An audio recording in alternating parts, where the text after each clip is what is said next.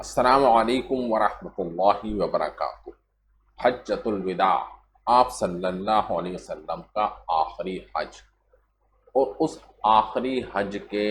حوالے سے بہت ساری احادیث ہمارے سامنے آتی ہیں جس کے اندر آپ صلی اللہ علیہ وسلم نے بے شمار نصیحتیں فرمائی ہیں جی پوری امت مسلمہ کے لیے۔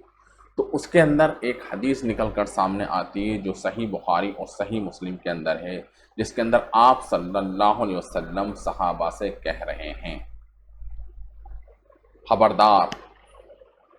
جو لوگ حاضر ہیں، یعنی کہ جو لوگ اس وقت آپ صلی اللہ علیہ وسلم کا خطبہ سن رہے ہیں جی حجۃ الوداع، جو لوگ حاضر ہیں وہ یہ حکم، یعنی کہ جو آپ صلی اللہ علیہ وسلم صحابہ سے کہہ رہے ہیں، وہ یہ حکم غائب رہنے والے، یعنی کہ جو لوگ اس وقت وہاں پر موجود نہیں ہیں، جو اپنے گھروں پر ہیں، یعنی کہ جو نہیں آ پائے ہیں، ان کو یہ حکم پہنچاتے ہیں جو آپ صلی اللہ علیہ وسلم ان کو سمجھا رہے ہیں۔ شاید بعض وہ شخص جس کو یہ حکم پہنچایا جائے گا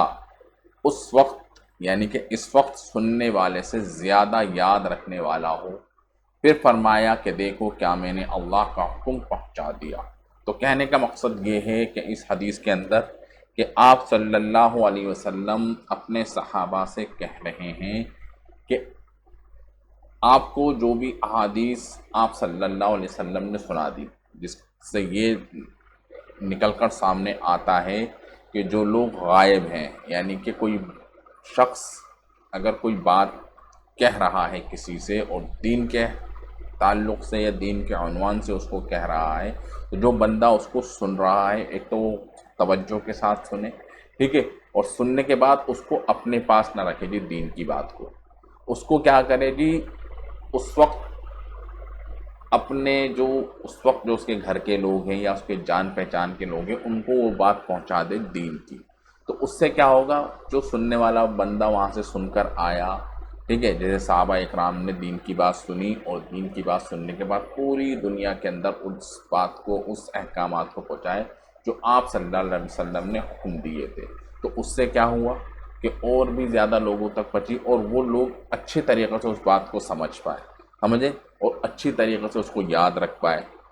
تو یہ سب چیزیں کس لیے ہیں کہ ہم اپنی زندگی کے اندر دین کو لائیں اور دین کے بارے میں لوگوں کو بتائیں۔ تو اس سے کیا فائدہ ہوگا، ایک تو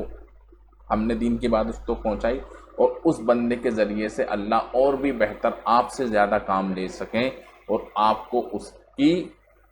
عمل میں سے ایک حصہ بھی آپ کو مل سکے، یعنی کہ وہ تو ثواب کرے گا ہی کرے گا جی، ٹھیک ہے، اس نے آپ سے بات سنی اور آپ نے کسی اور کو بات سنائی تو اس کے ذریعے سے ایک خیر وجود کے اندر آئے گی۔ تو سمجھ میں آ گیا، یعنی کہ دین کی بات کو اگر آپ سنتے ہیں تو اس کو دوسروں تک پہنچائیں،